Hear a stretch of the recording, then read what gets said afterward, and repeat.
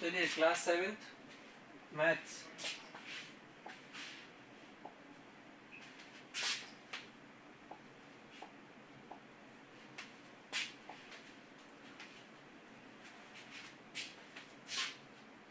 कल हम लोगों ने चैप्टर नंबर 5 कंप्लीट कर लिया था। आज नए चैप्टर में शुरू करना है। चलो चैप्टर 5 हमने कल कंप्लीट कर लिया था। कोई डाउट? No sir. चैप्टर 5 में कोई doubt? No sir. No sir मतलब रिवाइज कर लिया था तुम लोगों ने? कर लिया था ना? तभी तो पता चला तुम लोगों को डाउट है। ठीक है।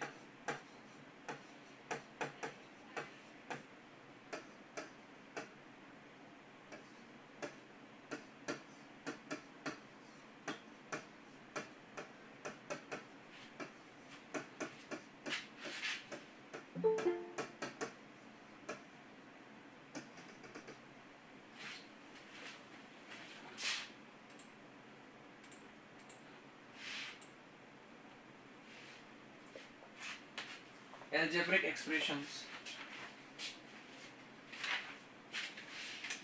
Good afternoon sir. Good afternoon. देखो algebraic expressions, एक्सप्रेशन तो चलो हमें पता है कि उस एक्सप्रेशन के अंदर हम बहुत सारे टर्म्स वगैरह से यूज करेंगे, वो सब तो ठीक है। algebraic समझ लेते हैं एक बार। algebra जो है, algebraic जो है वो algebra की तरफ ही रेफर कर रहा है। और algebra क्या है? ये मैं अब मैथमेटिकल ब्रांच है अलजेब्रा, तो ऑब्वियसली नंबर्स के ऊपर ही डील कर रहा होगा, लेकिन नंबर्स में स्पेशली एरिथमेटिक ऑपरेशंस पर डील करता है अलजेब्रा। ठीक है, तो एक बार डेफिनेशन लिख लेना अलजेब्रिक एक्सप्रेशन की ही। डेफिनेशन लिख लो इसकी। ये तो चलो चैप्टर का नाम हो गया। वापस हेडिंग डाल देना एक बार। अलजेब्रिक एक्सप्रेशन क्या होते हैं? Algebraic expression, it consist of, book में डेफिनेशन थोड़ी डिफरेंट दी हुई है तो वो वहां से ही पढ़ सकते हो, कोई प्रॉब्लम नहीं है, लेकिन इजी लैंग्वेज में थोड़ा ये लिख लो। It consist of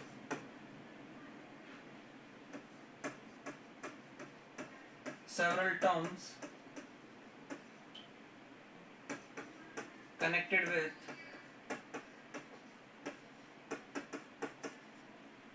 plus or minus operators। ठीक है, it consist of several terms connected with plus और माइनस ऑपरेटर्स। टर्म्स से बात करेंगे, टर्म्स क्या होती है।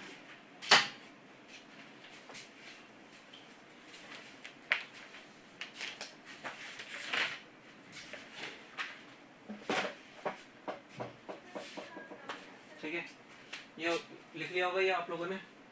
यस। ठीक है, टर्म हेडिंग डाल दो।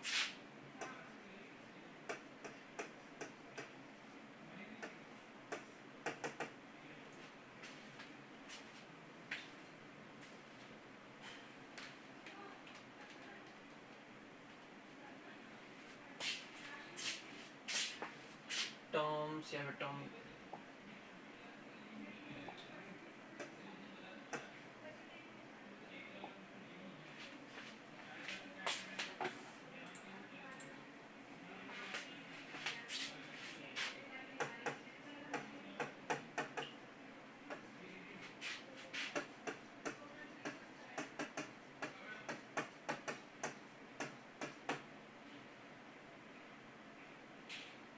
इट इज अ प्रोडक्टिव लिख लेना, प्रोडक्टिव, PRO।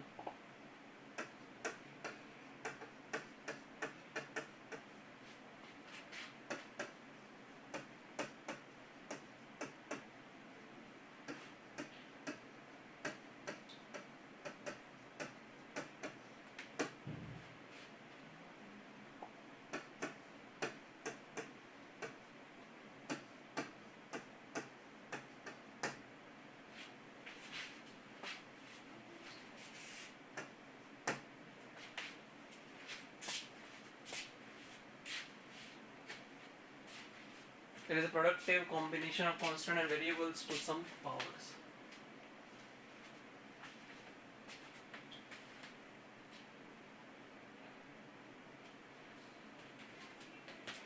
सर लिख लिया। लिख लिया। अब लिखो नोट बना करके।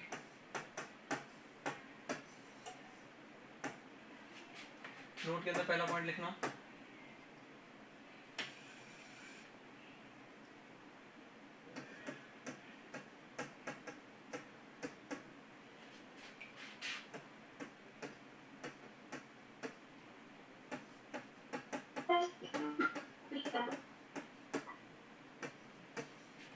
क्या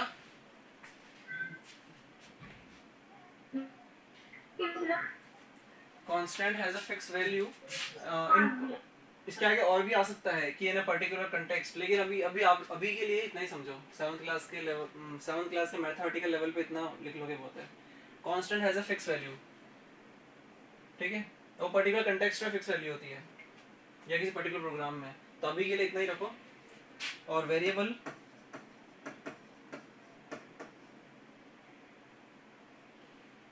या value of variable,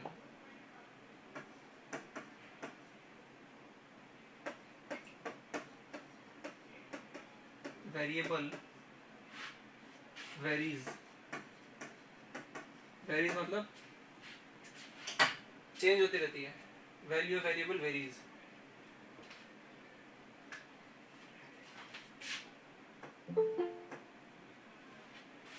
variety of values मिल सकती है किसी एक पर्टिकुलर वेरिएबल के लिए। अभी तक कुछ पल ना भी पढ़ रहा हो तो चिंता मत करना, अभी क्वेश्चन करेंगे तब वो घुसेगा दिमाग में, ठीक है। Constant as a fix value, value of variable varies. चले आगे। Yes sir. Example of terms लिखो। जनरली वो वेरिएबल्स जो होते हैं उन्हें जनरली हम अल्फाबेट से डिनोट करते हैं, वो भी नोट में लिख लो, एक काम करो।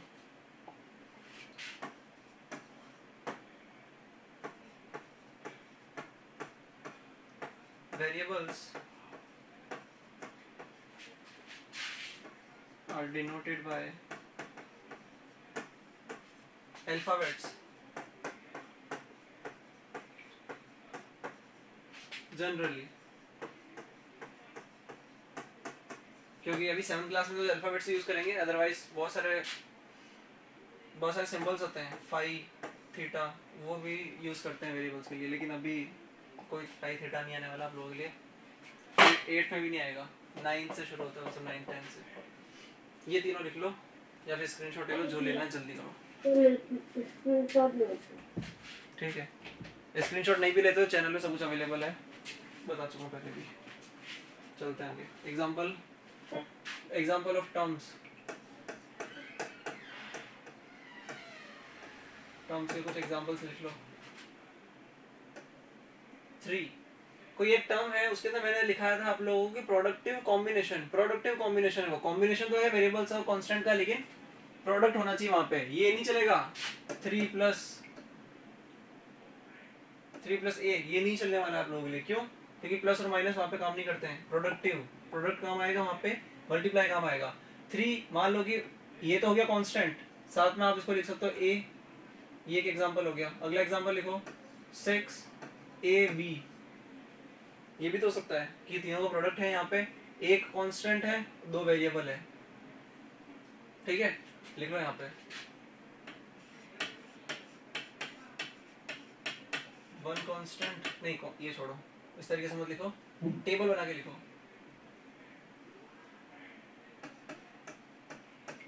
कांस्टेंट तो एक ही आने वाला है, कांस्टेंट तो एक ही आने वाला है 3a, इसके अंदर कांस्टेंट ये हो गया, वेरिएबल a हो गए 6ab, क्योंकि अगर मान लो 6ab लिखा देता हूँ एक बार 6a, अब रुकना यहाँ, इसकी यहाँ तक लिख लो, अब रुक जाना एक बार। 8abc अगर मान ले मैंने आपको मान लीजिए कि मैंने आपको दिया है, इस 8 को मैं तोड़ के लिख सकता हूँ। हाँ जी सर, जैसे आपने 6 में a और b के बीच में कॉमा नहीं लगाया, वैसे वेरिएबल में भी लगाना जरूरी है क्या? 6 और a के बीच में कॉमा नहीं लगाया, कहाँ नहीं लगाया सर? 6 है और a b लिखा हुआ है, और a और b के बीच में एक साइड आपने कॉमा नहीं लगाया, तो जहाँ पे वेरिएबल की टेबल बनाई है उसमें आपने कॉमा लगाया है। अरे भैया, ये हम समझ रहे हैं कि वो हम ये समझने के लिए लिखा है हमने, ये टेबल के कॉलम्स हैं, ठीक है। Okay sir. हम देख रहे हैं कि हर पर्टिकुलर टर्म में कांस्टेंट क्या है, वेरिएबल क्या है, ये अभी आइडेंटिफाई कर रहे हैं। मान लो कि फॉर ABC 2D लिखा हुआ है, तो इस 4 और 2, क्योंकि मैंने बोला कि प्रोडक्टिव कॉम्बिनेशन है ये, तो 4 और 2 को तो मैं मल्टीप्लाई कर दूंगा वापस, तो फाइनली जो कांस्टेंट बनेगा वो एक ही बनेगा हर टर्म के अंदर, ठीक है। और इसको लिख सकते हैं 8ABC लिख दो, मान लो वो D है तो D भी लिख दो, तो कांस्टेंट तो एक ही चलने वाला है, लेकिन वैल्यू तो इसकी अलग अलग हो सकती है ना कांस्टेंट की हर टर्म के अंदर। तो 4 वेरिएबल है इसके अंदर, ABC एंड D।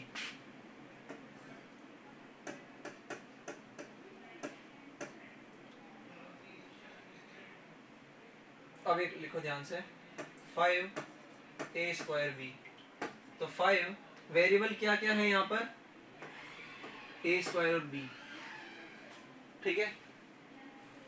ऐसे मत लिखना इसे इसे ऐसे ऐसे ऐसे मत लिख देना कि A, B, क्योंकि वो एक जो वेरिएबल है, क्योंकि मैंने आपको डेफिनेशन में लिखवाया था, टू सम पावर, रिवाइंड करते हैं एक बार, it is a productive combination of constant and variables to sum, constants नहीं लिखा था मैंने, सिर्फ कांस्टेंट लिखा था, ठीक है। एंड वेरिएबल्स, मल्टीपल वेरिएबल्स को प्लूरल में लिखा मैंने, टू सम पावर्स, उनकी कुछ पावर भी हो सकती है वेरिएबल की, क्योंकि कांस्टेंट की अगर पावर भी चढ़ाते हो तो वो कांस्टेंट फिर पावर लगा हुआ है तो सॉल्व होकर के वापस एक पर्टिकुलर कांस्टेंट देने वाला है, तो कांस्टेंट का तो कोई मतलब नहीं है, उसको आप वेरी नहीं कर पाओगे क्योंकि इसकी वैल्यू फिक्स है, ठीक है। एक और लिख लो, 6 -6 लिखो इस बार, -6 A²B³ C लास्ट, तो इसके अंदर कांस्टेंट कितना हो गया, -6 हो गया। आप बोलोगे कि सर आप माइनस को यहाँ भी तो लिख सकते थे, -A² लिख देता तो वो भी तो वेरिएबल होता, तो माइनस का मतलब -1 मल्टीप्लाई हो रखा है यहाँ पे, माइनस का मतलब -1 मल्टीप्लाई हो रखा है, तो माइनस को अब -1 × 6 कितना हो गया, -6 हो गया, तो ये A² एक वेरिएबल हो गया, B³ एक वेरिएबल हो गया, C एक वेरिएबल हो गया। बताओ किसे समझ में आया? सर यहाँ पे सर यहाँ पे अगर पॉजिटिव इंटीजर होता, मतलब माइनस की जगह प्लस होता, तो भी ऐसे सेम फॉर्म में होती क्या? माइनस की जगह प्लस होता, कहाँ, यहाँ? यस सर, -6 में। अगर ये प्लस होता तो ये प्लस हो जाता बस, बाकी सब तो सेम ही रहता, क्योंकि वेरिएबल्स के लिए आपको सिर्फ अल्फाबेट सेट करना है, ठीक है। चले आगे, यस सर। ठीक है। Yes sir. अब एग्जांपल ऑफ अलजेब्रिक एक्सप्रेशन लिखो, एग्जांपल्स ऑफ अलजेब्रिक एक्सप्रेशन। कौन सा पहले वाला नहीं हुआ था? Yes sir.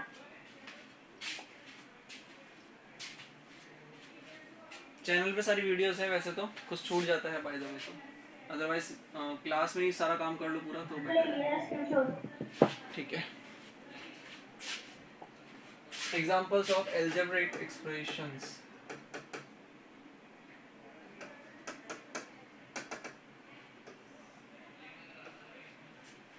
Examples of algebraic expressions. पहला एग्जांपल, ये एक टर्म हो गई, मैंने आपको बोला था कि algebraic expression means several terms connected with plus और माइनस ऑपरेटर, तो ये एक टर्म हो गई, +6A प्लस 6AB -6TA²B, तो कितने टर्म्स है इस अलजेब्रिक एक्सप्रेशन में? This algebraic expression has 4 terms.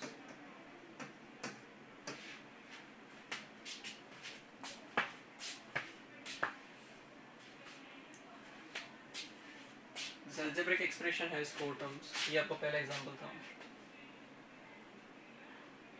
दूसरा एग्जांपल,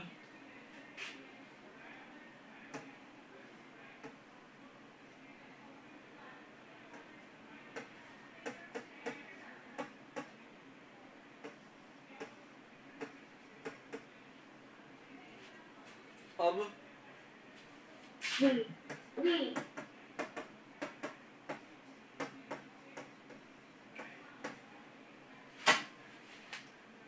थ्री टर्म्स है, और हर टर्म को लिख लोगे। टर्म्स कौन कौन सी इसमें, टर्म्स कौन कौन सी है? 8xy गलत गलत है, गलत है। 9a माइनस 8xy कॉमा, एक कॉमा लगे हुए हैं यहाँ पे, ठीक है, 1 2 3।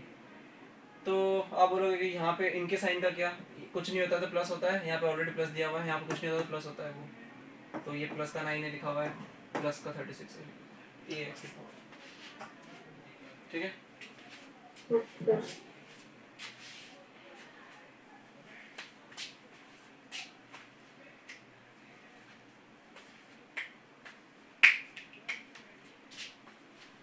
चलिए थ्योरी पार्ट काफी हो गए, टाइम है भी हमारे पास 3:36।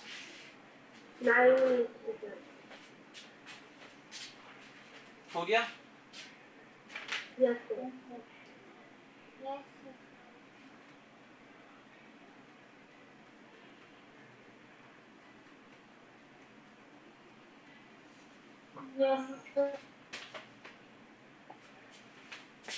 देखो कांस्टेंट, एक एग्जांपल लिख कर समझते हैं पहले इसको। देखो यहाँ पे a माइनस थ्री, हम यहाँ लिख सकते हैं कि दिस एक्सप्रेशन हैज, कितने टर्म्स है इसमें? 2 एग्जैक्टली। मैं सोच रहा था तुम लोग 1 बोलोगे। हैज 2 टर्म्स, ठीक है। तो वो टर्म्स कौन सी हो गई? Which are a comma minus 3, ठीक है यहाँ तक तो इसमें कोई दिक्कत नहीं है? अच्छा, तो हम लिख सकते हैं कि वेरिएबल्स और कांस्टेंट्स, तो -3 इज अ कांस्टेंट है, ब्रैकेट में लिख लेना, -3 is a constant term.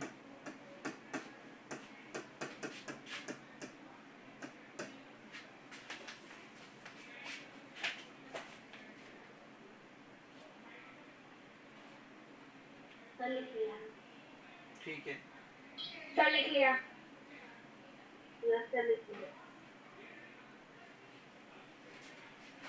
-3 is a constant term, और ब्रैकेट में क्या लिखोगे? a इज अ, ये a और ये a वेरिएबल टर्म। क्यों? क्योंकि इस टर्म की वैल्यू, इस पूरे एक्सप्रेशन की वैल्यू कुछ भी हो जाए वो चेंज होगी। क्यों चेंज होगी? क्योंकि a की वैल्यू पर डिपेंडेंसी है उस पूरे एक्सप्रेशन की वैल्यू की। लेकिन यहाँ पे -3 तो कभी चेंज होगा नहीं, a की वैल्यू बार बार चेंज होगी, मतलब कि वो वेरिएबल टर्म है, और -3 जो है वो कांस्टेंट टर्म है, ठीक है। अब एक नोट बना करके लिखो,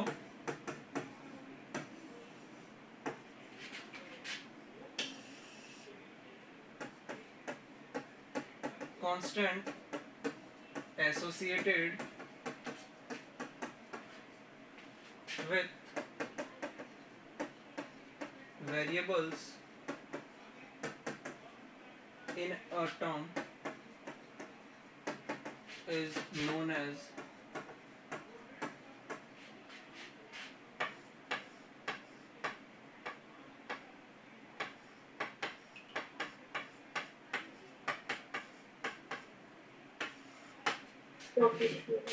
कोफिशिएंट बोलते हैं उसे, ठीक है।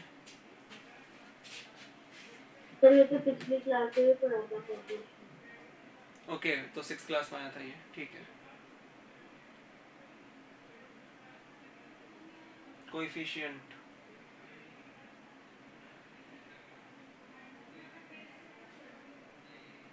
सर लिख लिया।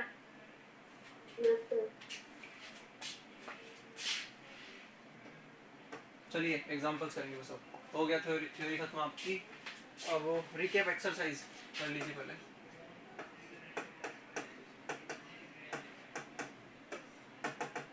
करते जाइएगा साथ साथ में। पहला क्वेश्चन बुक में पढ़ो अपने, identify the variables from the following. तो आपकी बुक में दे रखे हैं कुछ एग्जांपल्स, उसमें पूछ रहा है कि वेरिएबल कौन कौन से हैं।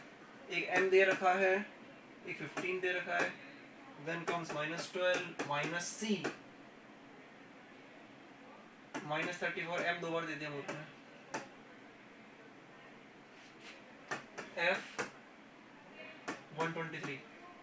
तो वेरिएबल्स कौन कौन से हैं इनमें से? M ठीक है, ये चारों जो सर्कल्ड है वो वेरिएबल्स हैं, बाकी सब कांस्टेंट है। Right each of the following is product of two factors. तो इनके मल्टीपल आंसर हो सकते हैं, लेकिन हमें एक एक आंसर देना है। हमें क्या करना है, इनको दो फैक्टर्स के, मतलब कि इस तरीके से करना है कि प्रोडक्ट ऑफ टू फैक्टर्स, मतलब कि जो आंसर हम लिखेंगे ब्रैकेट में जो भी हम लिखने वाले हैं, इन दोनों को मल्टीप्लाई करते हैं तो बैक टू वो जो मल्टीप्लाई होने के बाद में हमें वापस यहाँ तक हम ट्रेस बैक कर पाए। तो ये इस तरीके से करना है। तो चलो x को यहाँ लिख देते हैं। आपकी चॉइस है, आप x y को साथ में लेना चाहो तो ले सकते हो एक ही ब्रैकेट में, मैं नहीं ले रहा। तो यहाँ मैंने 5 ले लिया, यहाँ 2 ले लिया। तो इसको मल्टीप्लाई करोगे तो 5 इंटू 2 बनेगा 10 और x y मल्टीप्लाई करके x y दे देंगे। ठीक है, किसी समझ में नहीं आया? 25a square b 25a square b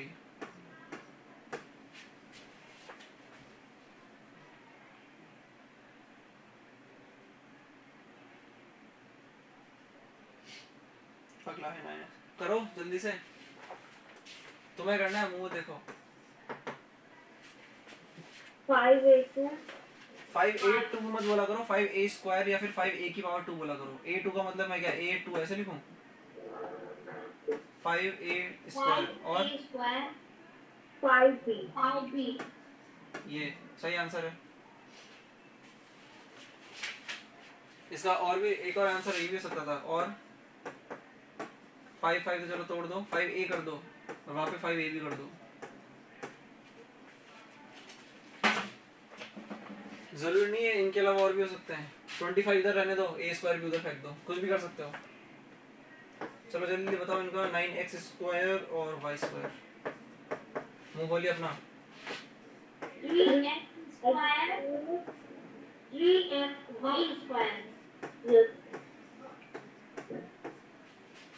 ठीक है, जो लिखना लिख दो, लेकिन वापस यहाँ तक पहुँच जाना चाहिए। ये नहीं कि मल्टीप्लाई करके आंसर दूसरा आ गया।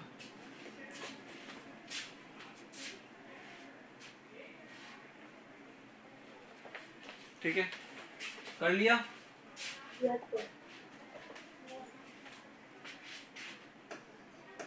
डी पार्ट 8 ABC करो, खुद ही करो जल्दी से। 2a 2b 2c। Yes sir. ठीक है,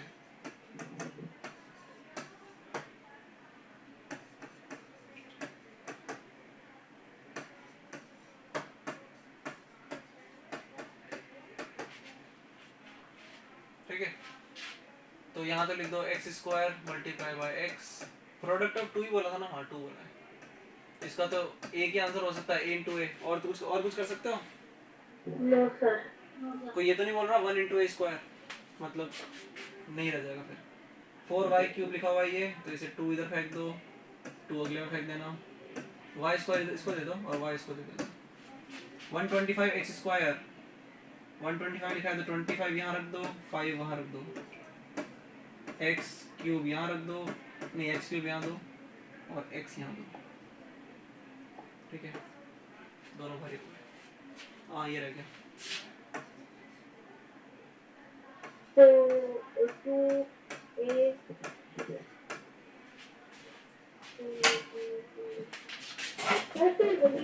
इसका 2 ही देना है क्या? सॉरी, मतलब जैसे इसका ये भी हो सकता था ना, ए वाले का 2a 2b 2c। आंसर ये जो जी वाला है 4 की नहीं एक मिनट पावर एक मिनट, वो कोई कह रहा है कि इसका आंसर हो सकता है 2a 2b 2c।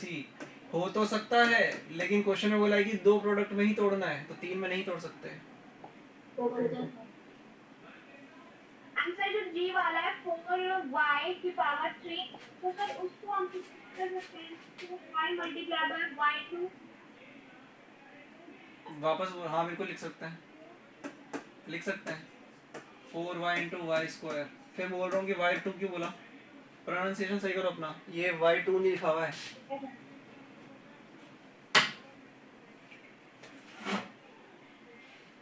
ठीक है, यस सर। चलो एक क्वेश्चन और कर लेते हैं, थर्ड क्वेश्चन और फोर्थ क्वेश्चन आपके होमवर्क में रहेगा। नहीं फिर होमवर्क क्या मिलेगा आप लोगों को? थर्ड और फोर्थ तो दोनों होमवर्क में आप लोगों के लिए। कर लोगे? बुक में देखो, अपनी बुक में देख लो थर्ड और फोर्थ क्वेश्चन कर लोगे ना? 2 पार्ट है थर्ड क्वेश्चन में सिर्फ, और फोर्थ में 3 पार्ट है। 5 क्वेश्चन होमवर्क में सिर्फ, ठीक है? जल्दी बोलो क्या बोल रहे हो? कर लोगे, ठीक है। कर लेना इसका सेकंड पार्ट 2 पढ़ेंगे इस चैप्टर का कल, और मेरे ख्याल से चैप्टर 4 से 5 दिन में होना चाहिए विद एक्सरसाइज, ट्राई करेंगे। चलिए कल आप लोगों की पीटीएम है, 9 to 11 आप लोगों को रिजल्ट मिलेगा, ठीक है? Yes sir. ठीक है, आपको वैसे अपडेट मिल गई होगी। चलिए ठीक है, thank you so much for joining meeting, have a good day. Bye bye.